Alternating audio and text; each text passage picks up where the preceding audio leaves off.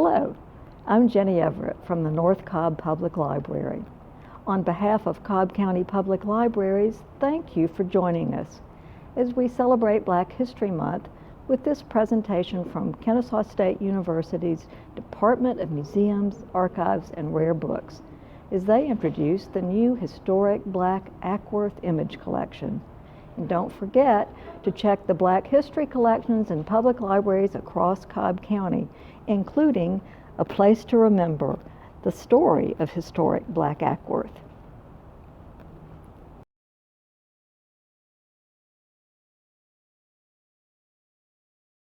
Hi, my name is Helen Thomas, and I'm the Outreach Archivist with the Museums, Archives, and Rare Books Department at Kennesaw State University. My job is to connect people to our collections, and today I get to tell you all a little about what the KSU Archives collects and how you can access it. Specifically, I'll be focusing on one of our recent acquisitions, the historic Black Acworth image collection. Okay, so first off, I want to briefly address what we're talking about when we use the word archives. When archivists use the word archives, primarily we're talking about records that are created as the byproduct of our everyday activities that have been preserved because they have what we call enduring value. Enduring value means that they are something we believe will be useful to researchers long term. And when we say researchers, that can mean teachers, students, local historians and community members, and families who want to learn more about what these materials can tell us. The records of our daily lives that archives collect might include items like letters and emails, photographs, scrapbooks, or oral histories. For organizations, it might be some of those same items, but also things like bylaws, newsletters, and meeting minutes. They're the things that people produce that show evidence of their day-to-day activities, their plans, and their thoughts and opinions. They tell us not only about their creators, but also the environment in which they were created, that specific place and time. So what was important to people? What was affecting their daily lives? These are all things we can learn from archival collections. So the items that archives collect are typically unique, meaning the original, the only one like it, or rare, meaning not that many copies exist. That's one of the ways that archives differ from libraries. Generally, the materials you find in libraries are widely published items you could find in many other libraries. Archives dedicate themselves to collecting and preserving the unique and the rare. So what does the KSU Archives collect? Archives tend to collect materials relating to specific topics, people, or places. So the KSU Archives collects materials relating to our university history, encompassing both the history of KSU and Southern Tech. And we also collect materials relating to our region, that being Cobb County and the surrounding counties in Northwest Georgia. The collections in our university archives tend to come to us from sources like departments on campus and sometimes alumni, but our regional collections come to us from individuals, families, and organizations in the Northwest Georgia community. Within these areas, we try to collect broadly, capturing different perspectives from different people. We do this because there is not just one version of history. Different people have different lived experiences, and sources that reflect different perspectives are needed for the historical record to represent both accurate and nuanced representations of historical events. One of the regional history collecting areas that we have pursued has been the collection of materials relating to local African-American history.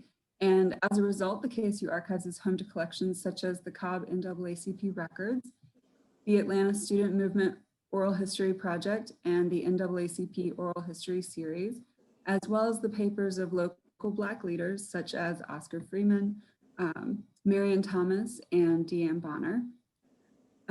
Collections like the historic Black Acworth image collection and another recent acquisition, the Lemon Street Oral History Collection, have been wonderful additions because they document not only individuals, but an interconnected community over a long period of time. So how can people access these collections? Well, one of two ways. For our physical collections, you can visit the archives on the KSU campus by appointment. However, we also have a number of digital materials available on SOAR. That's our scholarly online access repository.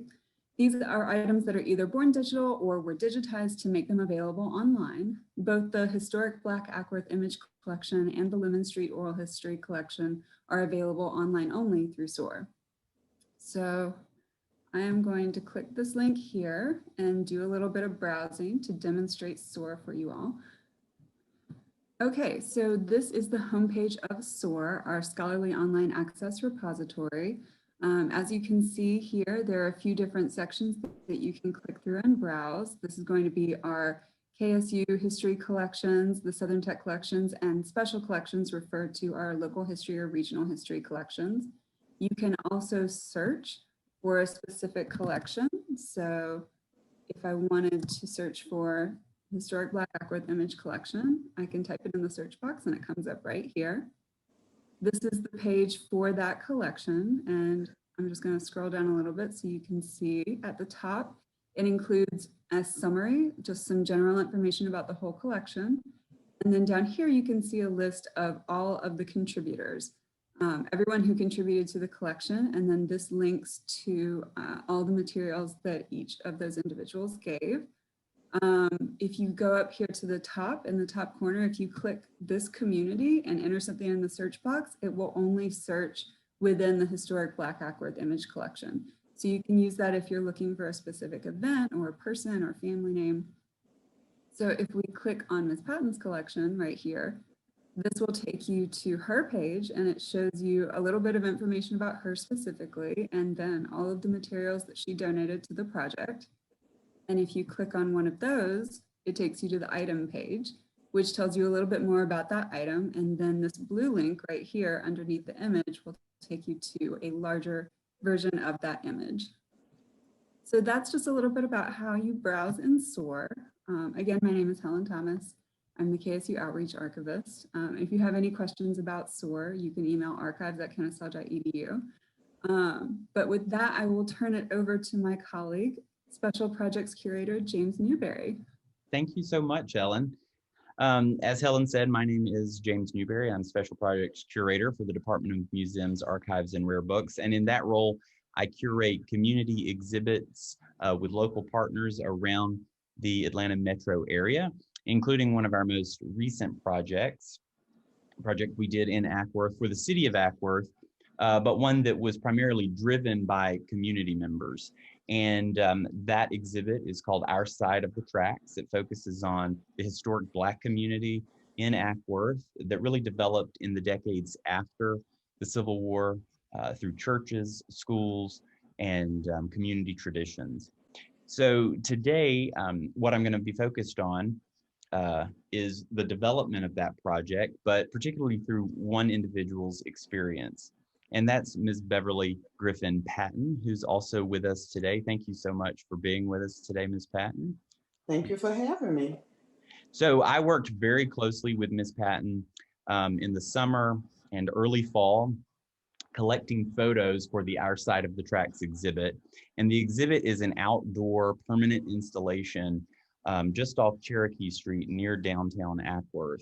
It's at the new Doyle Hill Park, which is named for the first Black elected official in Acworth. And the exhibit is panel-based. There are 7 panels on site there. You can follow along a path up to the former Rosenwald Colored School, but what is now known as the Rosenwald School Community Center. So it's really the center of what was a robust community 100 years ago. Today, the community looks a lot different, and that's because of population growth in Acworth, development, redevelopment, gentrification, and other issues.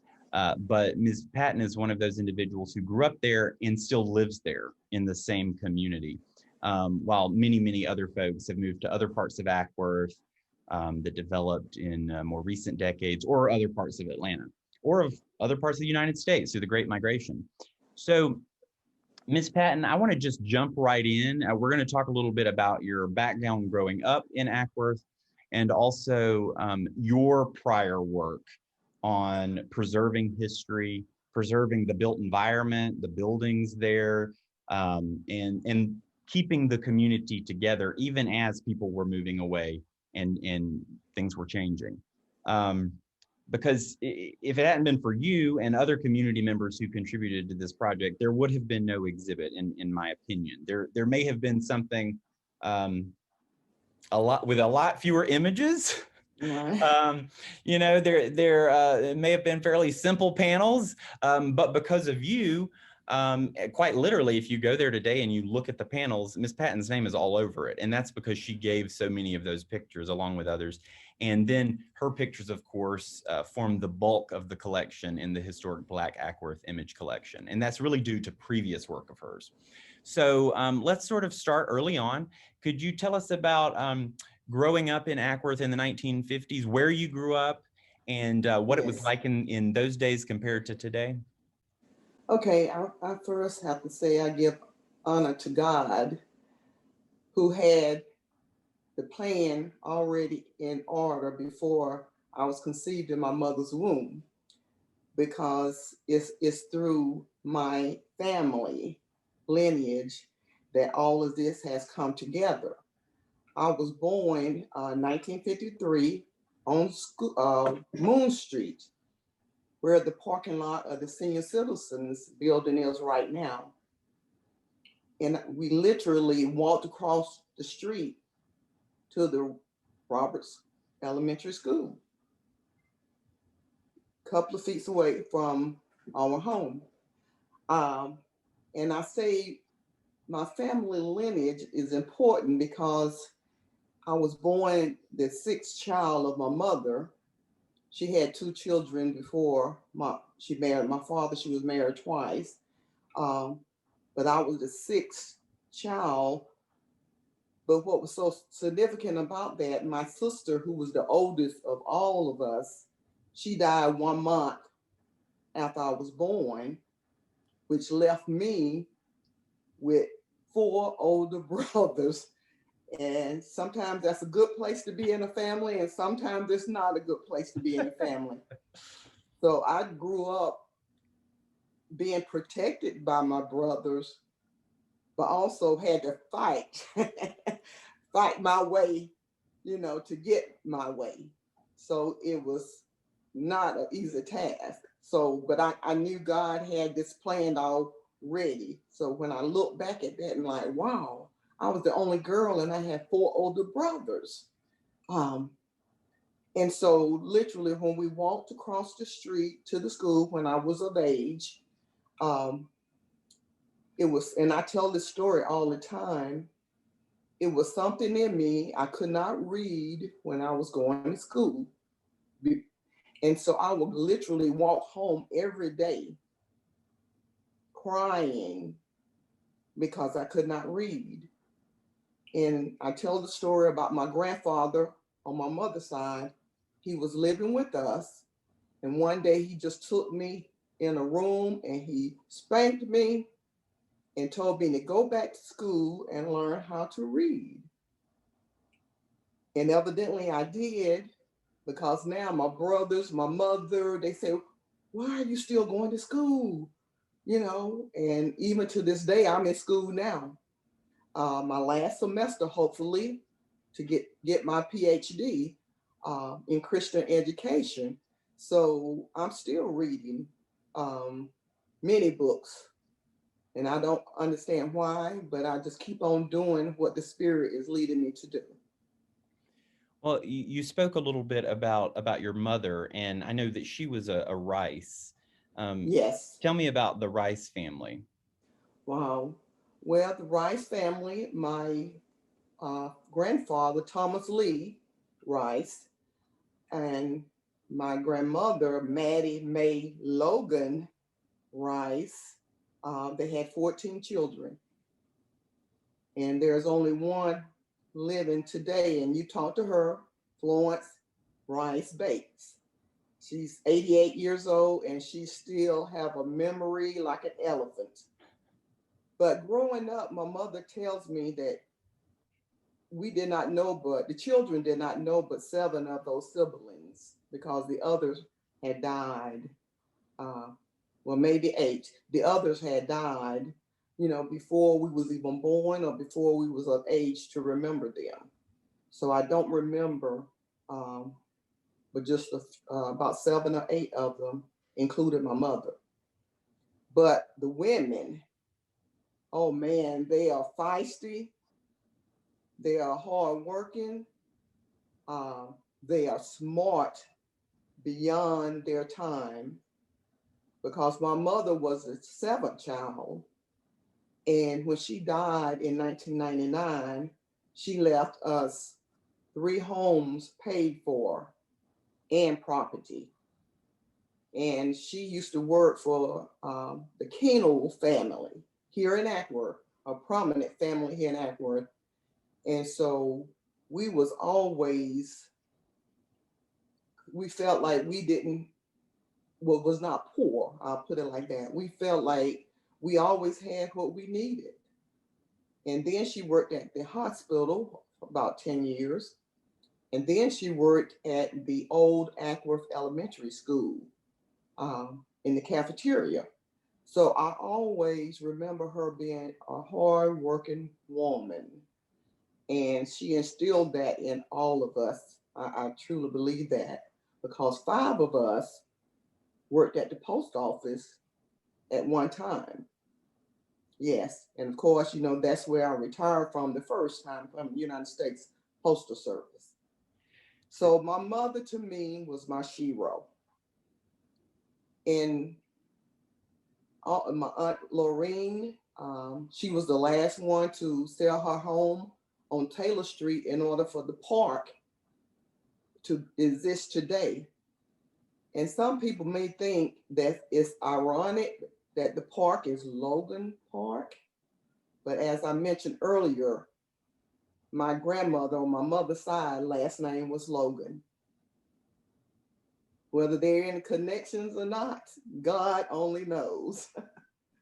And you're speaking about Logan Farm Park, which is on Yes, Taylor Street and Cherokee Street in yes, downtown Acworth. And there were a number of homes in the historic Black neighborhood there that came down to make way for the park in the last decade or so. yes. But my aunt's home was the last one sold, and she told them she would not leave Taylor Street, that they would have to find her a home and for her to still live on Taylor Street. So they bought a property, empty property right across the street from her home, and she sat on her porch and literally watched them build her new house.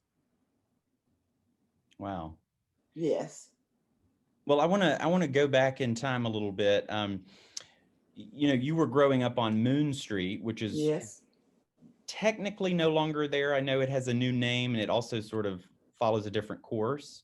Right. What's the name of the street now? Timothy Cole. That's right. I don't know where they got that from, but I didn't go to the council meeting when they agreed on that one. Creative naming, yeah. So you were on Moon Street, and it was dirt in Yes. the 1950s. The historically Black neighborhoods there, Campbell Hill and the Fifth Ward, or what they were known as, they were sort of northeast of the railroad tracks that divide Acworth. And so the other side of town, of course, there were Black people living on the other side of town. Yes. But it was more so a white area. And how often did you go over across the tracks, and what did you do on Main Street? Well, the only time we went across the tracks was to either go to stores to get something, whether it was clothing at Eaton's department store, Mr. Green's 5 and 10 cent store, or go to the library, or just go to the post office.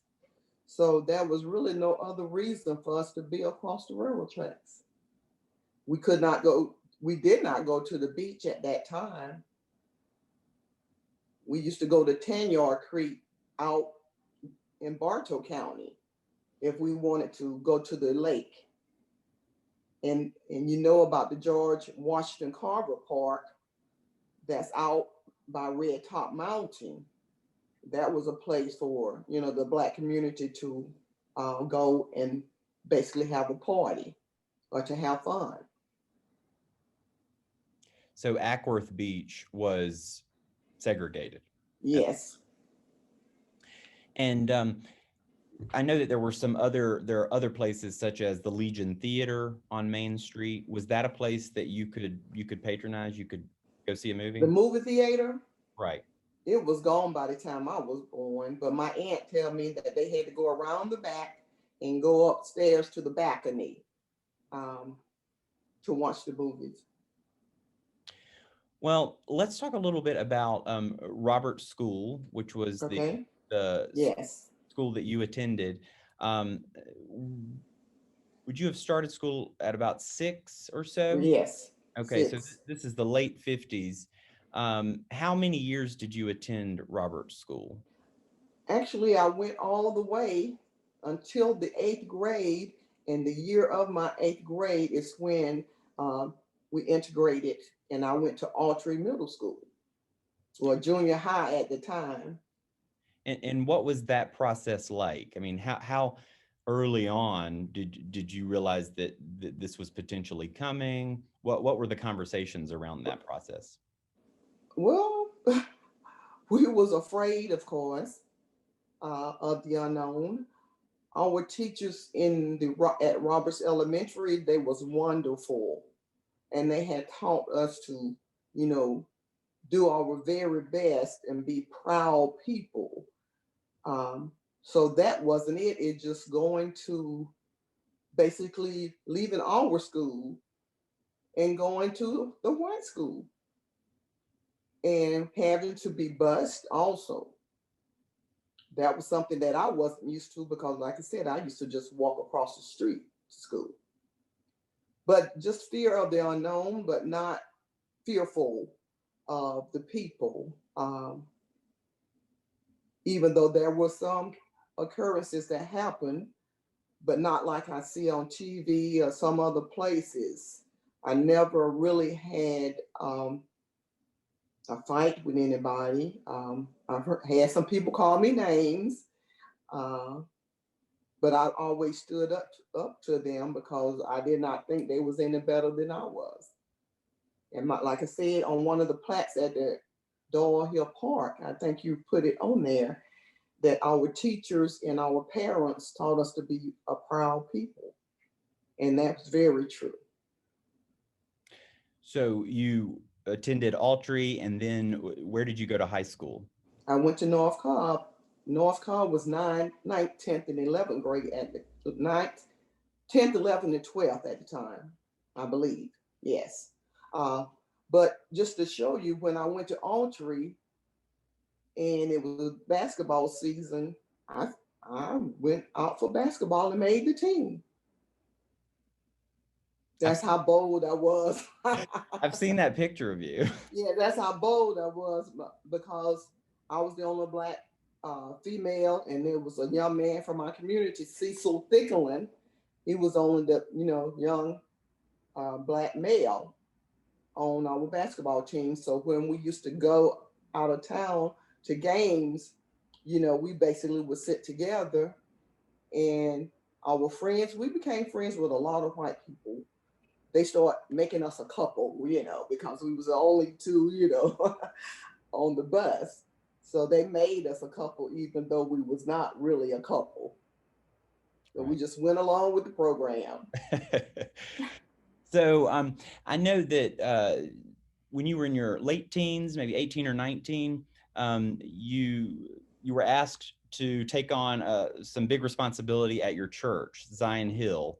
Yes. Mary Baptist Church. Can you talk to me about that and how it came about and what your feelings were at the time? Yes. We had a new pastor, Reverend James O. Mumford. He had just been appointed the shepherd at Zion Hill. And I was going to church, but I was out partying and having fun being a teenager the other times. And this Saturday, I remember Miss Evelyn Gregg was the church clerk, and she was getting up in age, and they was looking for a new church clerk. And Pastor Mumford said to me, one day we was having an event at the church, that God spoke to him and said I was going to be the new church clerk. And I said, really? Say yes. And to myself, I'm saying, well, we will see. That's not going to happen. But as it turned out, I accepted the position, and I was the church clerk for almost 38 years. And I So know that position included a lot of record keeping. yes, record keeping, telephone numbers, addresses, um, getting to know, going to different meetings at City Hall, and just all of those things that helped me develop my communication skills and to help my mind. I mean, even today, I thank God for the memory that I can hold a lot of memory. And I don't know whether that's inherited from my mother's side, since my aunt she remembered things a lot too at 88. So I'm just thankful for the path in which God brought me through. Well, let's transition to your first job. You were at C.W. Matthews Construction. Well, that wasn't my first one. My first one was at Kennestone Hospital. Oh, what did you do at Kennestone? I worked in labor and delivery for Oh, about a year. My aunt, Lorraine Worthy, she got me on there when I graduated from high school. And as a young girl, I didn't like being in labor and delivery, but I did that for about a year. And then I went to this place still over there by the mountain called Tarco Incorporation. It was like an assembly line of nuts and bolts going through oil. And I'm just thankful, like, Lord, how far I've come. But one day, a friend of mine from the community, Loretta Floyd, and she, by the way, she was Helen Hill's half sister or stepsister. She called me and saying, because she was working at C.W. Matthews, actually across the street from Tarco. And she said to me that she was going to leave and go to Atlanta. And they needed to fill a, status quo. They needed another Black person to fill her position. And she asked me, did I want it? And I said, sure. And so I went over and interviewed for that, and they hired me. That was in 73, I think, around by 73. And I went to work for them in accounts payable and receiving. And I worked for them 9 years. And I kept asking, for raises, and they would give you 25 cents or 10 cents. And after 9 years, that just was not enough money. And I had two brothers already working at the post office. So I decided I would just go and take the test. And I passed the test at the post office, actually with a 95.5. And it took them 3 years to hire me, because back then they was using veterans preference over anybody else. They was adding 10 points to all veterans, to hire them first.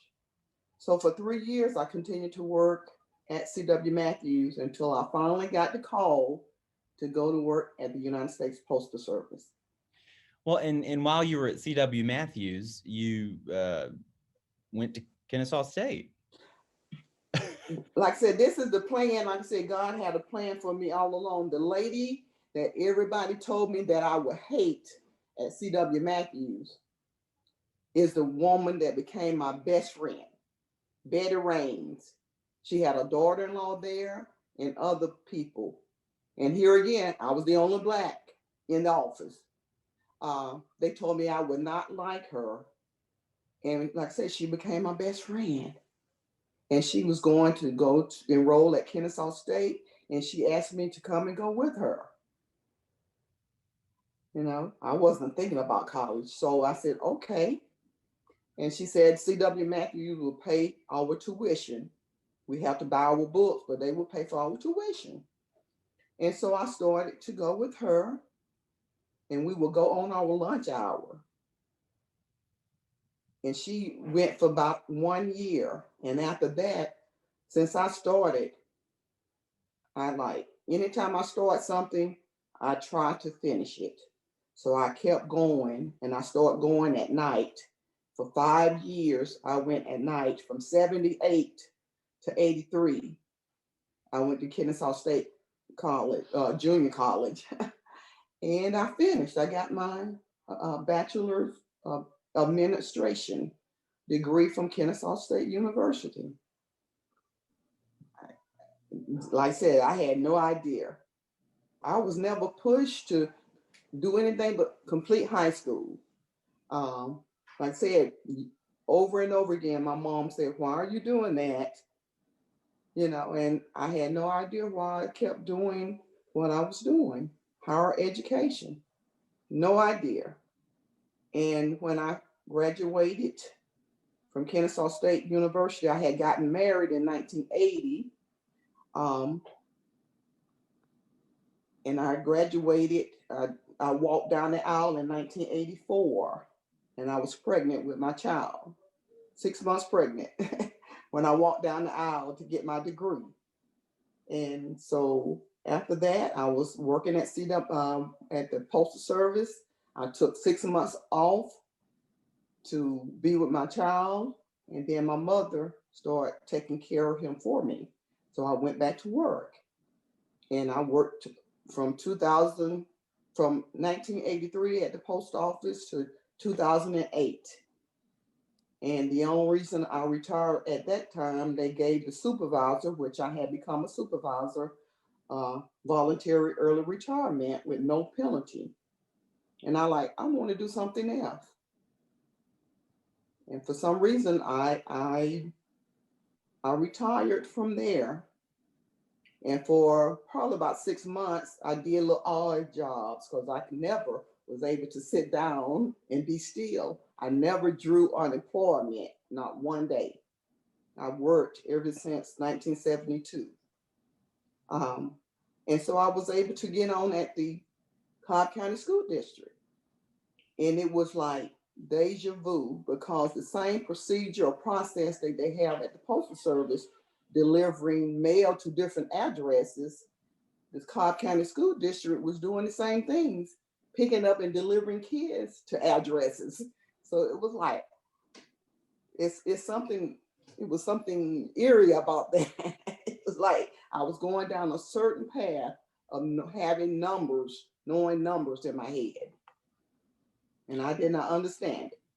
Well, all during that time, when you're working for the Postal Service, then you're working for the school system, you're also involved in community advocacy. Always. But let's talk first about your work with Cobb NAACP, especially since Helen referred to the collection that's in the KSU. Right, and I know those people in that picture too. What got you involved? What motivated you originally? It was after my divorce. I always have somebody to take care of my child. I just needed something to do. I was never comfortable as twiddling my thumbs. I had to be doing something. So at that particular time, I went to the office to see if they had any work for me to do. And lo and behold, they did. They made me membership chairperson. Here again. And I have a plaque in my room today, celebrating, the impact that I had on membership during the time I worked there. I'm a life member myself. So that's what I did. Worked there, volunteered there for probably about 3 or 4 years. The president who was there at the time, Jerry died. He left, and another president came. I worked with her for a little while. I can't even remember her name now. But I worked with her. We used to go to conventions, and I used to love that. Conventions, we used to have people, celebrities to come in, a banquet. We used to have banquets. And I have a picture with my son with Clifton Davis.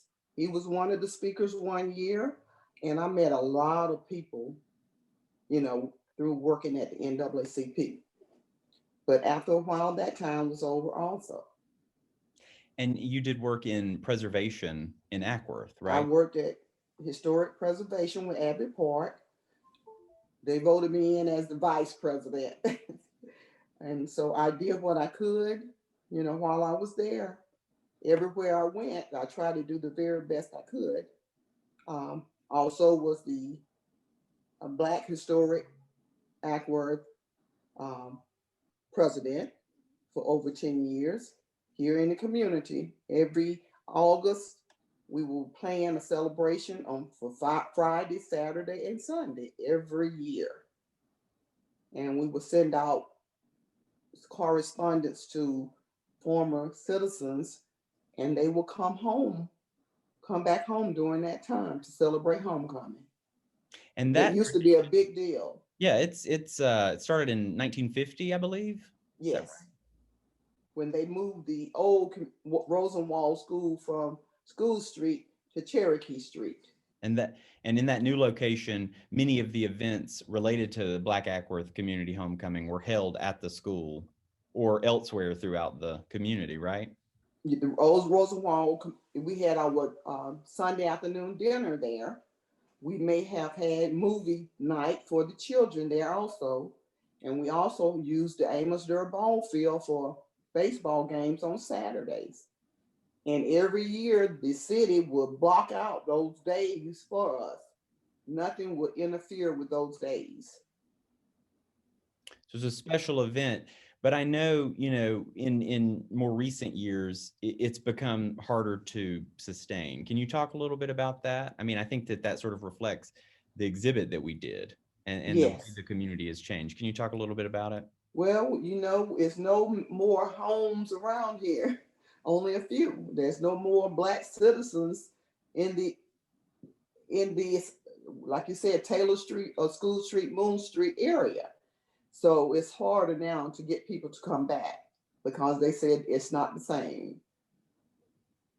So to sort of conclude this discussion, I wanted to ask you a little bit about your work with Patrice Shelton Lasseter.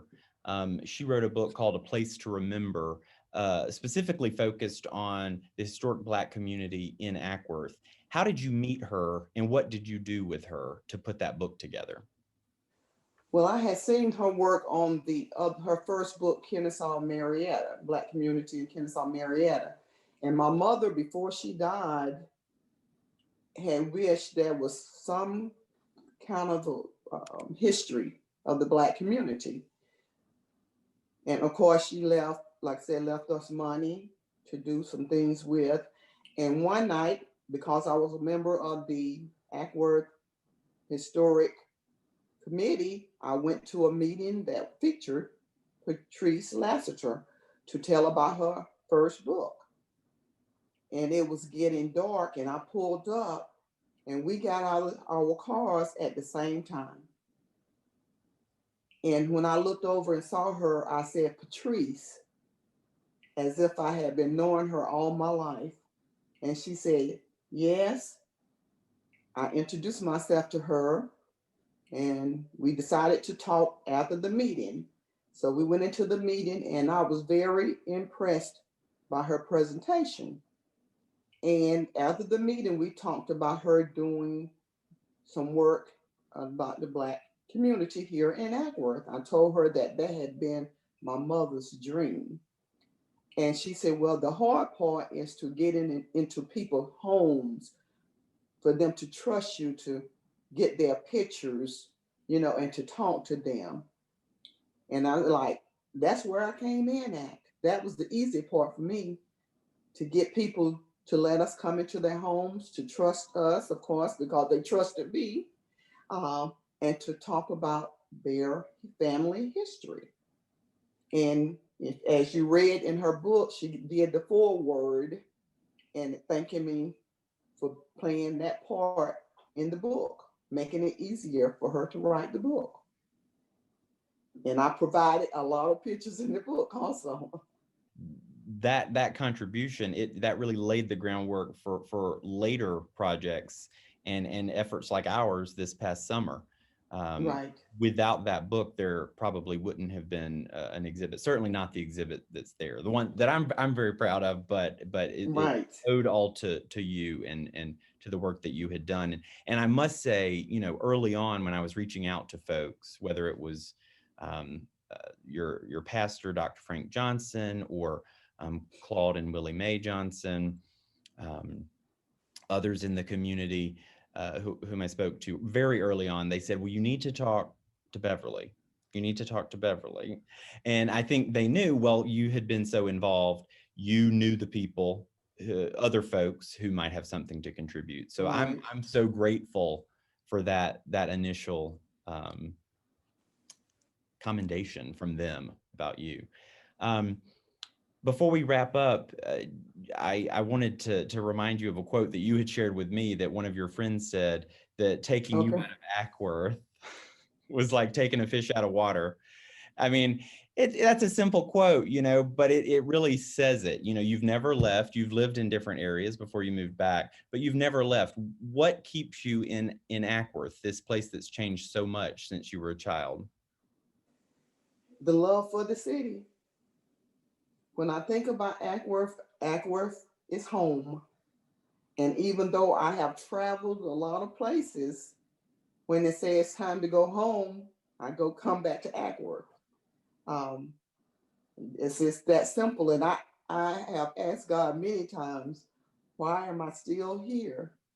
But because of this interview today, because of the book, A Place to Remember, because of the archives on the Black community, I know what my purpose is. And it was long before I was born. I had a lot of women that was active in the church to tell me, you're supposed to be doing this. This is what your grandmother, your mother, and I want to say another quote, they would be doing just what you're doing today. I do want to add, my oldest brother, he calls me Sister Mama because they say I'm just like my mom. And it's true. I see things about me that was just like my mother. And then my youngest brother told me that you are doing exactly what our mother would have been doing if she had been born in the same era of you. You are doing what she would have been doing. And I felt so good about that. It's me doing it, but I was driven through my grandmother and through my mother. Didn't have a choice. It was not a choice that I made. Well, thank you so much. We appreciate this time and you sharing. And I know that everyone who sees this will be very glad and know more about the community of Acworth. So appreciate it, Ms. Beverly Griffin Patton. Thank you very much, James. Like I said, you are truly a blessing to me and to this community. And it's good meeting you too, Miss Helen Thomas. It was so nice to meet you. Thank you so much for sharing all those memories with us.